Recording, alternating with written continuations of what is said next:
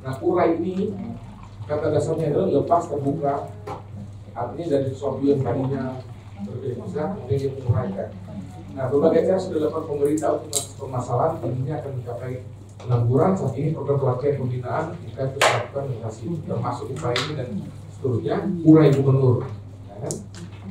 Kemudian menguraikan 12 kemudian tadi. Jadi saya membuat ini memberi contoh pada teman-teman agar bisa membedakan kapan kata urai ini dijadikan satu kalimat suara pejabat berbicara, ya.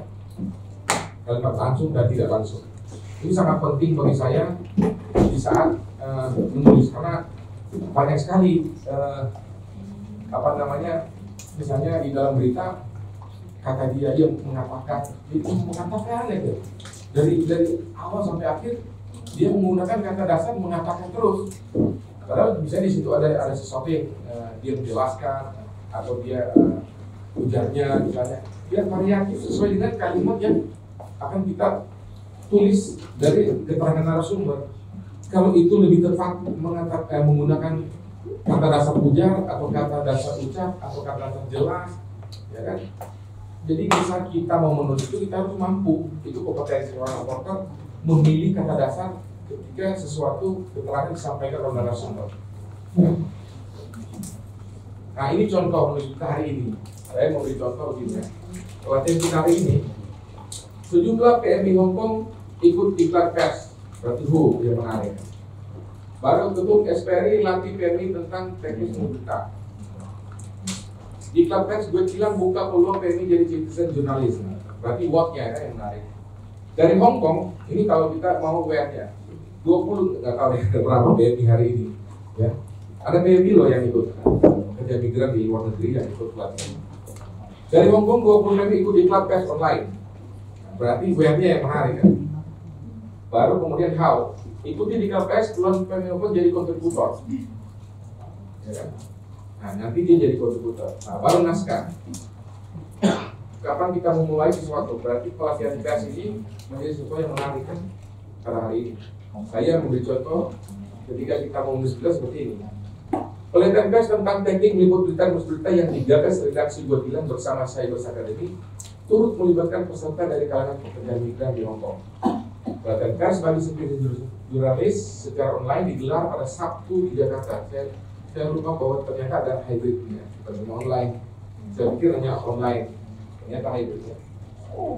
Berarti kalimatnya pelatihan pers bagi sendiri dilakukan secara hybrid, ada yang online maupun offline. Pada Sabtu 21-24 di Jakarta. Jadi metodenya kalau di gue bilang Sabtu tanggalnya tetap begini, baru bulannya pakai angka. Lalu kemudian 2024 di Jakarta menghadirkan pemimpin redaksi Buat Bilang yang menarik. Jadi dalam satu lead ini sudah ada who, sudah ada was-nya, sudah ada where-nya, sudah ada when-nya. Ya, ini lead sebenarnya di paragraf awal. Ini judul tinggal dipilih. Kalau ini judul ini berarti dia artikel press ini yang ketiga ya, judulnya yang sesuai ini. Lalu kemudian setelah ada paragraf pertama, kita masuk ke paragraf kedua. Dalam pelatihan ini yang menarik satu itu memaparkan materi tentang jadi informasi tentang ini yang menarik. Orang punya tahu apalagi informasi tentang itu. Bahwa apa sih yang informasi ini hari ini? Bahwa saya memaparkan tentang teknik meliput berita termasuk wawancara narasumber dan menggali informasi dari lapangan. Selain itu peserta juga dibekali teknik menulis berita. Ya, itu udah masuk nih dari paragraf kedua terkait dengan praktik. Jadi dia mengalir pada materi tentang teknik menulis berita, peserta diajar tentang cara menulis berita, judul berita, garis berita, baris berita, dan pola penulisan prima dan terbalik. Nah, jadi apa yang saya sampaikan tadi kalau dibuat jadi bentuk desain seperti ini, ya. Nanti bahan ini teman-teman bisa minta dari itu. Karena sudah selesai, terima kasih. Ya, saya kembali ke moderator. Masuk sesi tanya jawab.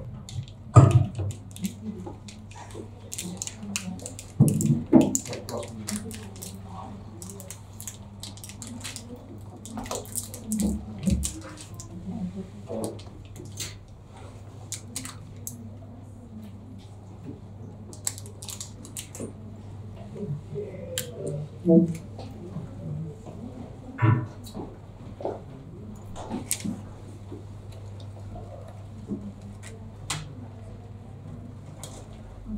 luar biasa sekali ya penyampaian materi hari ini. Terima kasih kepada Bapak Hize atas materi hari ini.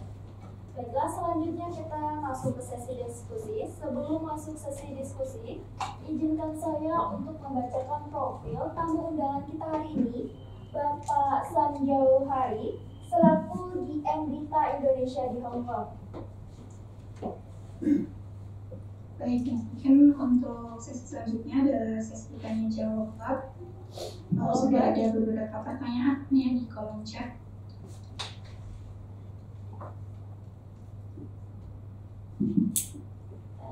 Halo. Bu Dewi tadi dari moderator menyatakan bahwa ini masuk sesi untuk memaparkan profil dari tamu Pak Sam Jauhari. Ibu Nike, ada 2 pertanyaan. Yang pertama, bagaimana jika sudah menentukan jadwal wawancara, akan tetapi menjelang waktunya itu dibatalkan oleh narasumbernya? Apakah kita harus meyakinkan narasumber dengan nantinya ditampilkan secara anonim atau mencari narasumber yang baru? Kemudian untuk pertanyaan selanjutnya, ini bagaimana apabila kita sudah mewawancara, kemudian beritanya itu sudah masyarakat, akan tetapi ternyata berita tersebut adalah berita hoax. Gitu. Sebentar, ngomong aja ngomong. Mbak Ratna, kita belum masuk sesi tanya jawab. Apakah suara saya kedengaran?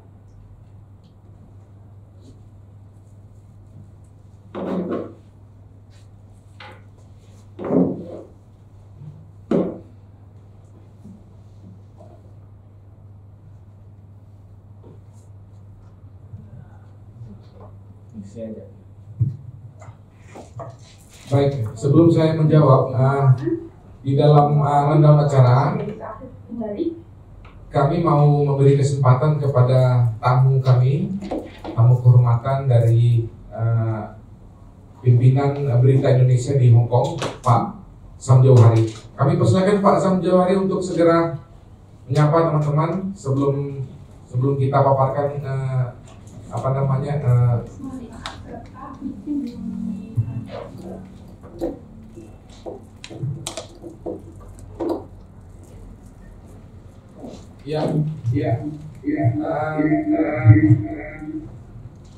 sebelum saya jawab pertanyaan dari peserta, kami berikan kesempatan sesuai dengan tema hari ini kita mengundang tamu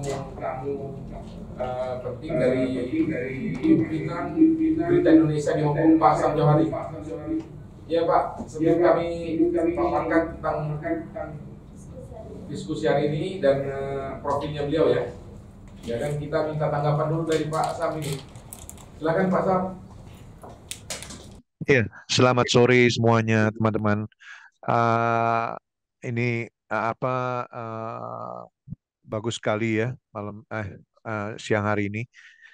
Saya juga banyak belajar dari Pak Hance mengenai jadi journalism, jadi jurnalis ya. Saya tuh lebih saya tuh mungkin sedikit ya background saya sekolah saya dengan bisnis saya itu agak berbeda sekarang. Jadi saya ambil mechanical engineering, tapi akhirnya larinya ke ke media, ya. Halo, kedengeran nggak ya? Iya,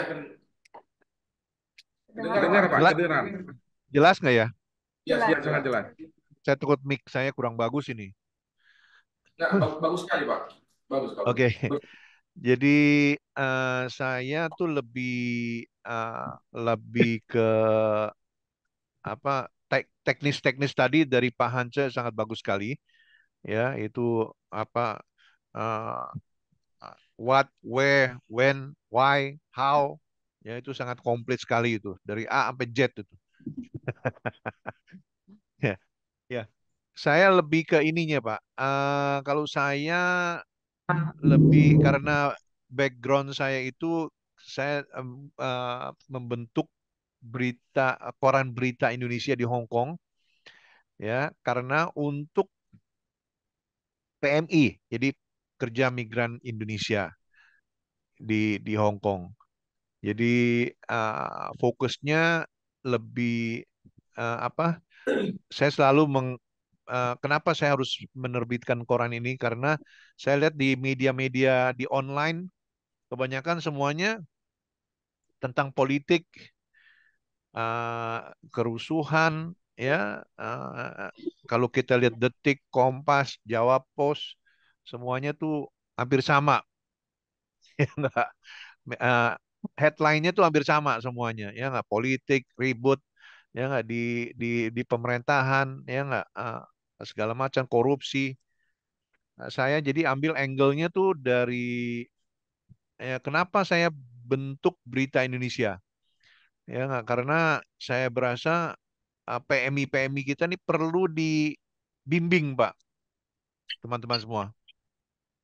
Perlu dibimbing, ya nggak? Perlu dibimbing, perlu dibimbing kemana mereka tujuan mereka ke Hong Kong atau ke luar negeri, ya, dan apa objektifnya ke Hong Kong atau ke luar negeri, ya, dan setelah itu pulangnya mau ngapain. Nah, saya selalu dari segi itu saya selalu berpikir, saya pikir, ah, saya nulis mengenai situasi dan kondisi di Hong Kong atau di luar negeri,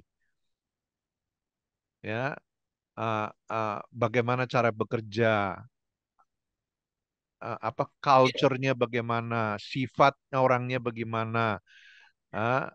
Saya lebih menuju ke sana daripada teknis-teknis cara menulisnya. Saya nggak begitu ngerti sebenarnya, ya nggak. Jadi eh, dan tujuannya bagaimana cara menabung, ya. Terus setelah menabung sudah kerja, ya nggak, nanti mau ngapain nih setelah ini? Kan kita nggak mungkin selalu tinggal di Hong Kong atau di luar negeri, ya nggak. Setelah itu mau kemana? Nah, kita tulis mengenai saya suruh redaksi saya tulis mengenai, ya nggak, kesuksesan seorang PMI. Kenapa dia bisa sukses? Ya, saya selalu jadi pembaca-pembaca kita tuh bisa, oh iya nih, ya nggak, kita kerja di Hong Kong atau di luar negeri, kita harus begini nih, ya nggak, atau cara menabung bagaimana, ya, how to take care of yourself when you are overseas, ya nggak, selama di luar negeri. Saya tuh lebih begitu, ya nggak. Nah, awalnya saya bikin koran karena saya melihat 24 tahun, 25 tahun yang lalu tuh ada PMI dipukul sama seorang cowok dari negara apa India kalau nggak salah atau Pakistan, saya kurang gitu ngerti. Ya, saya bilang sama PMI itu, kenapa mau dipukulin? Ya nggak mungkin, saya rasa si ceweknya ini minta pertanggungjawaban kali karena dia sudah hamil. Nah, dari situ saya bagaimana saya tuh mau memberitahukan, mereka malah mengusir saya. Jadi saya melalui koran menulis mengenai PMI-PMI kita, ya nggak? Supaya mereka lebih membaca untuk lebih berwaspada gitu. Jadi dari situ saya punya inspirasi, ya, mendidik teman-teman semua yang berada di luar negeri atau di Hong Kong, ya, terutama di Hong Kong, ya, supaya mereka tidak dibohongin atau kejeblos atau apalah. Itu aja objektifnya. Tapi teknisnya saya nggak gitu ngerti, Pak. Pak Hans dan teman-teman semua. Itu aja dari saya. Oke, terima kasih. Kedengaran ya? Beneran Baik, nggak sih? terima kasih ya Pak atas apa sedikit cerita tentang peran Bapak ya, memfasilitasi teman-teman PMI di sana untuk menjadi citizen journalist. Makanya karena ada banyak permintaan dari beberapa negara, tapi yang paling krusial itu di Hong Kong, itu yang sering komunikasi, sehingga dan di sana juga sudah ada media dan tokohnya itu, sehingga kita menginisiasi juga salah satu mengundang teman-teman PMI di sana untuk mengikuti pelatihan ini, sehingga mereka saat menulis berita di media Bapak itu lebih terarah, lebih bagus, lebih ada apa namanya standar lah, dasar-dasar jurnalistik, bagaimana dia menulis, menentukan topik dan sebagainya. Tapi pada intinya bahwa kami bangga bahwa di sana itu ada orang yang seperti Bapak yang mau melayani teman-teman PMI untuk ada wadah ketika dia mau menulis tentang informasi yang berkaitan dengan kepentingan PMI di sana. Luar biasa ya Pak ya. Iya, terima kasih Pak. Makanya kadang-kadang teman-teman nanya, Pak, kita harus tulis apa ya? Saya bilang, saya selalu mengucapkan tuh, selalu tulis yang istilahnya bisa ada yang berminat untuk membaca. Ya. Satu, kedua, tulis mengenai the facts of life ya. Saya lebih ke facts of life ya. Kehidupan di kampung, ya, berita dari kampung itu penting Pak. Makanya koran kita tidak ada istilahnya mengenai politik segala macam, nggak ada. Jadi semua adalah kesuksesan, kesedihan ya PMI kita. Ya karena ya koran saya ya begitu tujuannya. Ya, misalnya kalau mau baca mengenai politik, mereka bisa pasti googling di detik.com atau di mana gitu, di Kompas, ya nggak pasti ada semuanya. Tapi kalau yang berita dari kampung, berita dari anak-anak yang kesedihan, kesenangan itu nggak ada. Jarang. Saya rasa di online itu. Iya, baik. Oke, Terima kasih sekali ya Pak Lasali. Semoga Apa namanya teman-teman PMI di sana juga bisa mendapatkan wadah yang tepat dalam menyampaikan sesuatu yang mereka itu penting ya kan untuk dipublikasi. Ya, baik. Berarti saya izin langsung menjawab pertanyaan ini sudah ada di dalam kolom chat ini. Pertanyaan pertama, apabila sudah ada janjian dengan narasumber atau narasumber membatalkan, apakah tetap kita meyakinkan? Kalau soal narasumber membatalkan itu terkait dengan apa dulu? Kalau misalnya narasumber itu janjian karena ada peristiwa, ada perbuatan dia yang bicara misalnya kasus dalam tanda petik ya. Lalu dia menghindar untuk melakukan wawancara, ya tentu kalau janjiannya di tempat dia bekerja atau di mana lokasinya itu kan wartawan bisa aja mereport bahwa dia sudah datang ke situ lalu tiba-tiba tidak disiapkan untuk wawancara, sampaikan saja. Nah, lalu kemudian sehingga berita kalau itu menyangkut peristiwa itu bisa diliput atau ditulis. Nah, nanti pada saat narasumber itu sudah punya waktu untuk diwawancara, baru kemudian itu namanya hak jawab.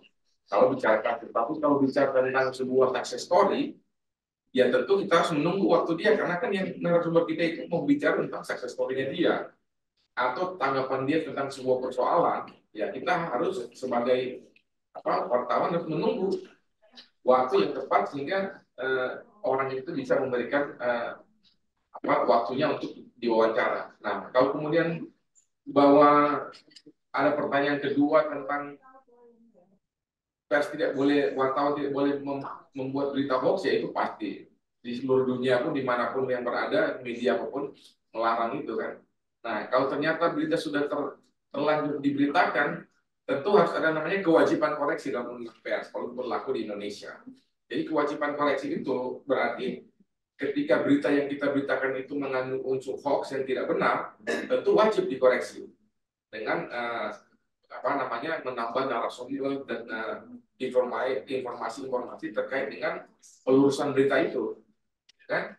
Nah, lalu kemudian pertanyaan berikutnya adalah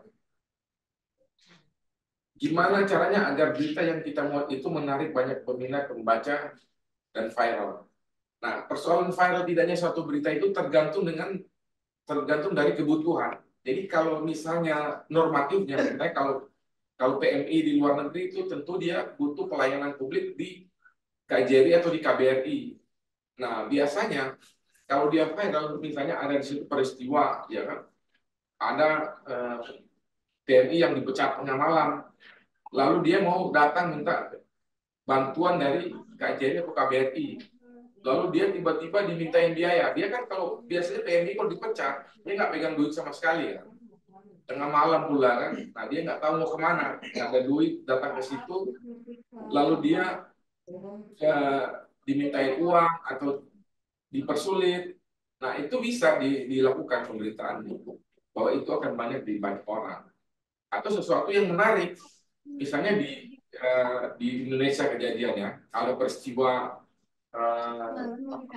kecelakaan atau sesuatu yang menyangkut kepentingan banyak orang, sekalipun berita itu misalnya berita tentang kuliner, ya kan, kalau tempat itu dikunjungi atau ngantri sampai ratusan orang atau panjangnya sampai mengular-ular, itu pasti sesuatu berita yang menarik, orang pasti akan muat. Ya kan? Atau misalnya di satu tempat itu di desa A, presiden datang ke situ makan di bakso A, bakso atau di rumah makan apa, itu kan berita orang makan aja setiap hari orang makan situ. Tapi karena yang datang presiden, semua orang yang ada di provinsi itu pasti akan datang. Itu kan jadi viral, bahkan seluruh Indonesia. Ya kan, oh di situ ada makanan ini gitu loh.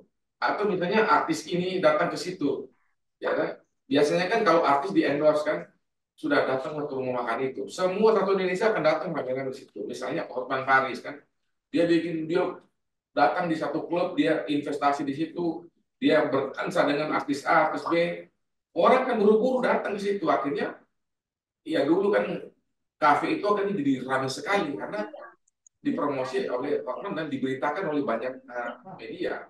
Lalu pertanyaan kedua, hal apa yang harus dihindari agar tidak terkena undang-undang ITE ya? Tentu yang harus dihindari jangan melakukan liputan berita terkait tentang nama baik seseorang lalu diberitakan, dimuat di media atau di media sosial, nggak boleh tanpa ada konfirmasi atau kejelasan. Jadi setiap informasi itu verifikasi dulu.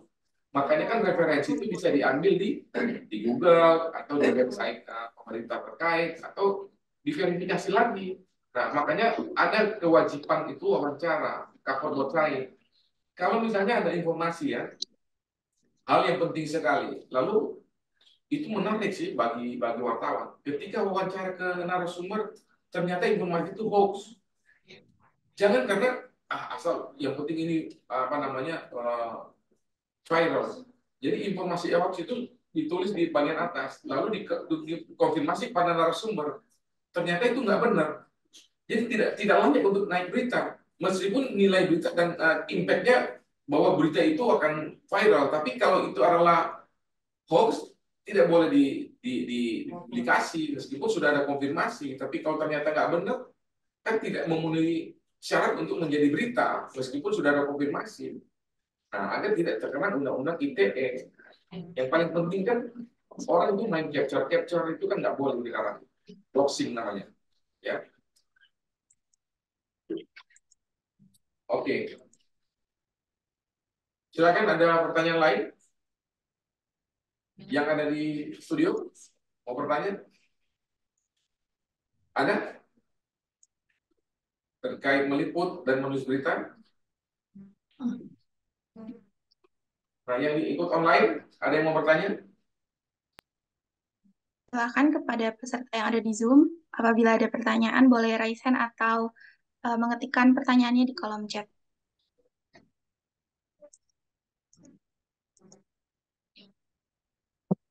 Kalau sudah tidak ada, saya kembalikan ke moderator.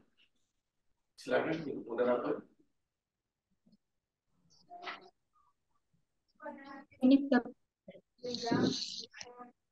Ini ada yang sharing, Bapak. Ada Ya. Ibu Neni. Nah, beliau sharing kalau beliau pernah menulis di koran berita Indonesia. Sering menulis, Ibu Neni. Oke. Terus ada masalah apa? Atau ada sesuatu yang mau pengen ditanyakan? Silakan Ibu Neni, mungkin ini ada Pak Sam sebagai